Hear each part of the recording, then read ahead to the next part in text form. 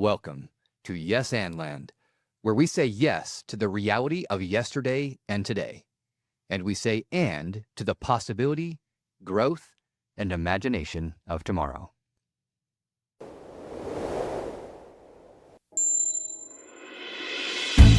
In 2023, United States Surgeon General Vivek Murthy issued a Surgeon General's advisory titled Our Epidemic of Loneliness and Isolation.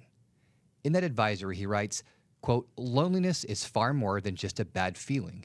It harms both individual and societal health," end quote. When he says that, he is not speaking metaphorically. He's writing as the Chief Public Health Officer of the United States. Loneliness, in his words, is not simply emotional discomfort. It is structural and measurable. It affects individuals and it affects the broader health of society. Later in the advisory, Murthy writes, quote, "It is associated with a greater risk of cardiovascular disease, dementia, stroke, depression, anxiety, and premature death. The mortality impact of being socially disconnected is similar to that caused by smoking up to 15 cigarettes a day, and even greater than that associated with obesity and physical inactivity. And the harmful consequences of a society that lacks social connection can be felt in our schools, workplaces, and civic organizations, where performance, productivity, and engagement are diminished," end quote. The comparison of social disconnection to smoking 15 cigarettes a day is grounded in public health data. It places social disconnection alongside some of the most well-known, preventable health risks in modern medicine.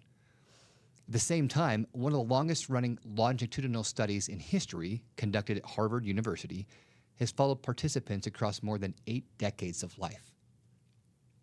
Summarizing the findings of that study, psychiatrist and professor Robert Waldinger has said, "Good relationships keep us happier and healthier, period."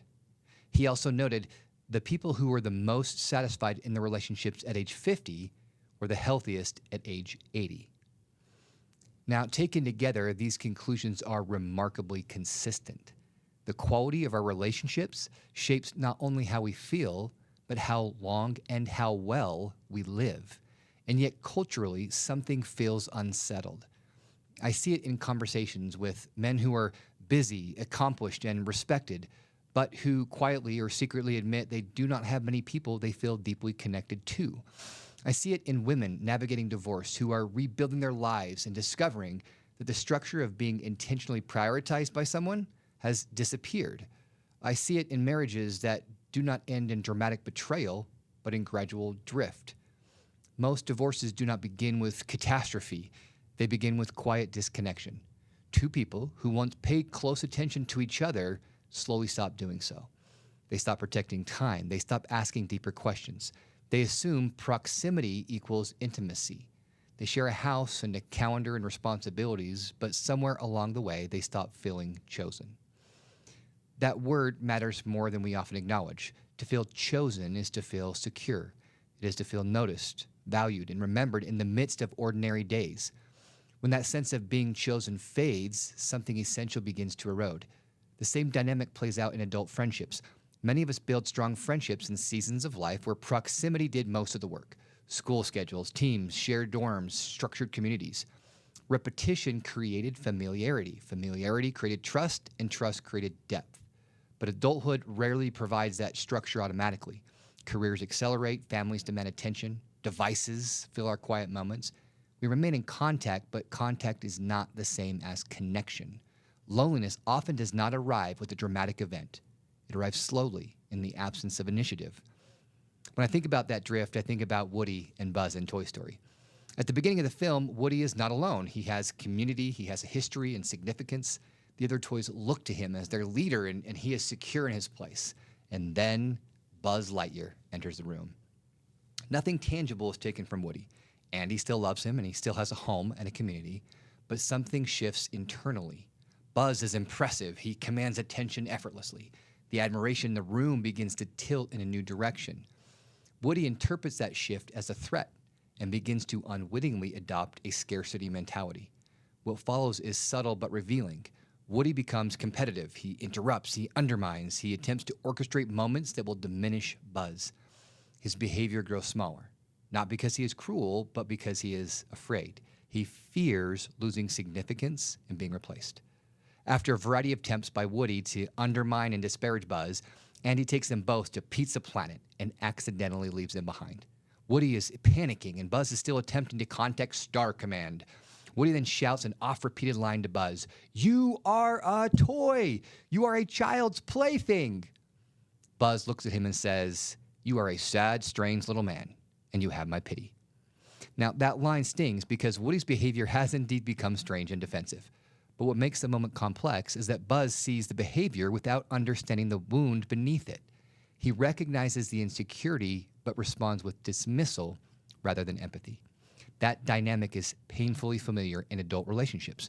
When someone acts competitively or defensively, it is easy to label them. It is easy to say something cutting, but pity does not build connection, and name-calling does not create safety. We do not need friends who diagnose us from a distance. We need friends who are willing to understand what fear might be driving beneath the surface. Later in the film, the roles reverse. After continual attempts by Buzz to prove to everyone else that he is a real space ranger, he discovers through a television commercial that he is, in fact, a toy. His identity collapses in a moment. Woody's prior statement that Buzz is a toy was true, but the truth was delivered as a weapon. Buzz withdraws himself to isolation and depression as this truth sinks in. There is a key difference between truth and weaponized truth. Weaponized truth aims to diminish. Compassionate truth creates space for reflection, perspective, and grounded in care and empathy. One exposes weakness for the sake of dominance. The other names reality for the sake of growth. Our culture often applauds bluntness. We praise people who say that they are just being honest or who tell it like it is. Authenticity is celebrated, and rightly so. Honesty is an invaluable trait. Also, that honesty, the way it's delivered, matters just as much as the honesty itself. Saying something sharp and then hiding behind the phrase, "I'm just being honest," can become a way of excusing a lack of care. Truth without kindness fractures connection. Truth delivered with kindness strengthens it. In divorce, identity collapse can feel abrupt, just like Buzz watching the commercial. Someone walks into a marriage believing they are a spouse, a partner, part of a permanent future. When divorce becomes real, that narrative shatters. Questions surface that feel deeply personal. Who am I now? What does this say about me? Was I wrong about everything? Like Buzz, many people initially withdraw. They sit quietly with the pieces of a story that no longer fit. The instinct is to isolate rather than engage. But Buzz's story does not end in isolation. He eventually accepts the truth that he is a toy, but he does not accept the implication that he is worthless or not worthy of love and admiration. To Andy, he is still Buzz Lightyear and brings fun and joy. The collapse of one narrative makes room for a more grounded identity. Woody must undergo a similar shift. He had to confront his insecurity and realize that making room for Buzz does not make him less. When he finally chooses to risk himself for Buzz rather than protect his status, something changes. He becomes more secure, not less. The room becomes richer because there is space for both of them. As a divorce attorney, I see something very similar play out after divorce. Divorce often brings an identity collapse that feels remarkably similar to Buzz watching that commercial. You lose the routine of shared mornings and evenings. You lose the assumed partnership. You face financial strain and the responsibility of supporting a new version of your family. You may feel unchosen. Even if you initiated the divorce for necessary reasons, there is still grief attached to the loss of the story you once believed. Scarcity creeps in, scarcity of love, time with your children, future connection. When scarcity sets in, insecurity often follows. And insecurity, if left unattended, can distort behavior. It can make you more critical, defensive, and reactive. It can also make you tighten instead of trust. We also see these issues creep in when a former spouse begins a new relationship. It can feel like Buzz entering the room. Nothing tangible has taken from you. You still love your children and they love you. You are still their parent. Your identity as mother or father has not disappeared, but something shifts internally. The admiration in the room feels like it is tilting in a new direction. The children mention someone new. There are new routines, traditions, and influences. And suddenly, what was once secure can feel threatened.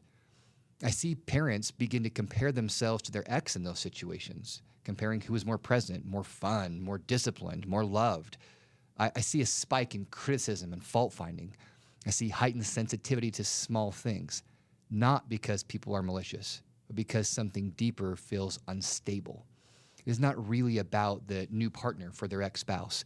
It is about identity, the fear of no longer being the hero in your child's life, the disorientation of no longer being the spouse in a structure that once defined you. Even when the marriage was unhappy, there was familiarity, there was routine and belonging. I do not say that to criticize anyone navigating divorce. I say it because it is human. Fragile seasons amplify fear, and in those fragile seasons, I often see two common mistakes. The first is isolation. People retreat. They convince themselves they need to handle it alone to protect their pride. They tell themselves they are wired to figure it out without leaning on anyone. The second is overcorrection, trying to prove strength, prove worth, trying to prove that they are still winning in some invisible competition. But neither isolation nor competition rebuilds belonging. For men, I wish more would understand it is not weakness to talk about the emotional impact of divorce. Sitting in a room with other men who are navigating similar loss does not diminish strength. It strengthens belonging and wards off the feelings of doing it alone. For women rebuilding after divorce, I wish more understood that deepening friendships is not a distraction from healing. Those friendships don't need to detract from your role as a mother. Yes, you can be a great mom and do things with and for your kids, and you can deepen your meaningful friendships. It is part of healing, letting other people see your story. Supporting them and letting them support you restores belonging in ways independence alone cannot.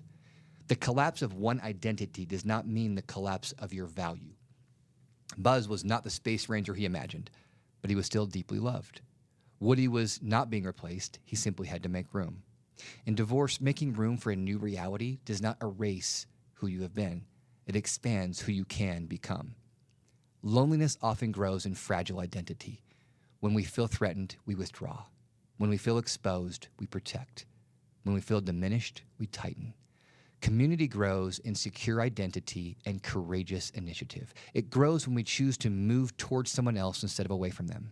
If loneliness is a structural and measurable health concern, and if decades of research confirm that relationships shape our well-being, then waiting passively for connection is not a sustainable strategy.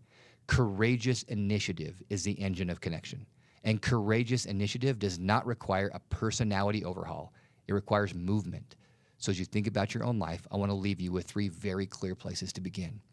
First, if you are busy with work and responsibilities and accomplishments, but in reality you are disconnected and lack deep, meaningful relationships, initiate instead of waiting. Do not assume your schedule excuses your isolation. Reach out to one person this week.